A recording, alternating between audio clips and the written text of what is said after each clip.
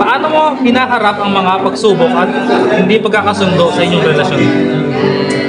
Iluluhod. At saka open communication.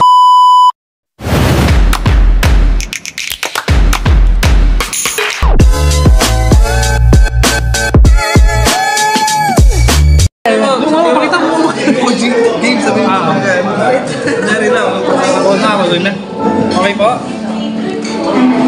Start na. Start na pala eh. Sige po, 1, 2, 3. Okay po, action.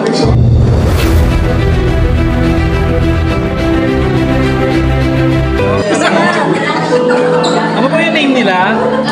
Mga plus Calvin. Sa inyo po? My wife, Jonah.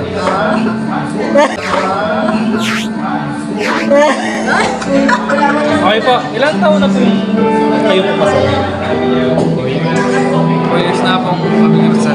4 years namin kasal, mga bro. So may natanungan lang po ako ng konti-konti lang po talaga. Anong tanong yan, bro? Paano mo ipinakita ang pagmamahal at pagpapahalaga sa iyong asawa ngayong linggo? Ulit tayo dyan.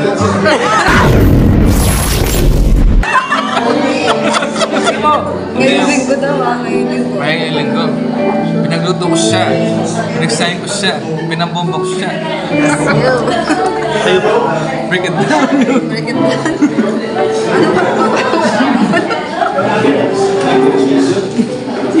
Ano po tanong? Paano mo ipinakita ang pagmamahal at pagpapahalaga sa iyong asawa ngayong linggo? Ngayong linggo? Ang galing ngayong linggo wala. Pero ngayong araw, kasi encounter natin ng focus. Second question po, ni Brother Adwin po na pinakamalupit namin mag-keyboard. Ano ang mga bagay na nagpapalakas sa inyong relasyon bilang mag-asawa?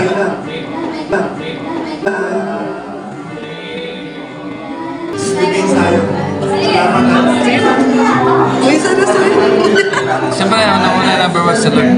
Amen. Apart from God, we are not. Kayo po, Ma'am Jonah? Copy-paste. Copy-paste. Last question na po ito. Paano mo hinaharap ang mga pagsubok at hindi pagkakasundo sa inyong relasyon? Iluluhod. At saka Open communication. Open lang. Pagka nililipas din yan. Parang pagka Pero sabi nga ako, lubugan ng araw. Kailangan habang may opportunity pa na mag-usap kayo. Kasi di mo alam bukas wala na yung partner mo. Kailangan, ano pala, dapat sabi mo na, boom. So ano po, ano po masasabi niyo kay Ma'am Jonah? Bro, mag-itribang ko muna yung cellphone. Ano po masasabi niyo kay Ma'am Jonah? Siyempre mga Paano ba i-show yung pagmamahal? Sige. Ay! Asin! Lamig! Lamig bro! Ma'am Jonah, ano po masasabi niyo kay Mr. Perez? Maloko pero sinagbahan okay lang. Live verse niyo po. Luke 12 verse 34. Yo. Romans 8:28. Romans 23? 28. Ah, 28. Okay. Thank you po.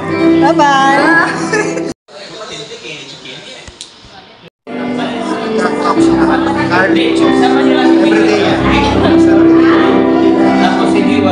Tapos, babaon niya ako. Sa lahat ng kumikilat sa pinakain po, siya din nagpuputi po kinakain. Kayo po, paano niyo po pinapakita? Ayun, yung pagiging, di ba sabi ni Pastor Bob, Pastor Derek, submit